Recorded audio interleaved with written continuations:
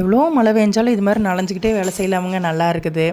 ஆனால் இந்த கொஞ்சம் வெயில் அடிச்சிருச்சுன்னா போதும், எந்த வேலையும் ஆக மாட்டேங்குதுங்க. ஐயோ வெயில், ஐயோ வெயில் அப்படின்னு சொல்லிட்டு காலையிலேருந்து ஒரே மழை. பட்டுப்பூச்சி செடி பூராமே மண் அடிச்சிருச்சுங்க. பூரா அறுத்துக்கிட்டு வந்து அலசி தண்ணி வடிட்டுன்னு வச்சுட்டு மழை காயத்தை போட்டு போய் கொட்டநேப்பியரை அறுத்துட்டு வந்தேனுங்க. எதையுமே அரைக்க முடியல மிஷினில் கொடுத்து, எல்லாமே ஈரமாக இருக்கிறனால மிஷினை வதக்குன்னு பிடிக்குது. சரி அப்படியே போட்டுடலாம், இங்கேருந்து திங்கிட்டு கழிக்கிட்டோம்னு எல்லாத்தையும் அறுத்துட்டு வந்து வச்சாச்சுங்க. குட்டநேப்பியரை அப்படியே கொஞ்சம் கொஞ்சமாக அள்ளி ஆட்டுகளுக்கு பரனில் தோணியில் போட்டுவிட்டாச்சுங்க.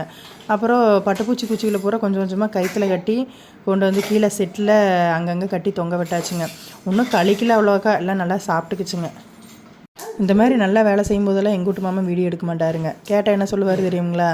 ஆளுக்கு ஒரு வேலையை செய்யாமல் மழையில் செல்ல பிடிச்சிட்டு தெரியறதா அப்படிங்குவார். மழையோ வெயிலோ ஆடுகளுக்கு தீனி டைமுக்கு போடணுங்க, இல்லைன்னா அது அவ்வளோதான் நம்மளை ஒரு வழி பண்ணிடுங்க, மான்னு கத்திக்கிட்டே இருக்குங்க. உங்கள் ஊர்ல எல்லாம் இப்படி நல்ல மழை பெஞ்சிருக்குதா என்னென்னு கண்டிப்பாக கமெண்ட்டில் சொல்லுங்கள். பார்க்கலாம்.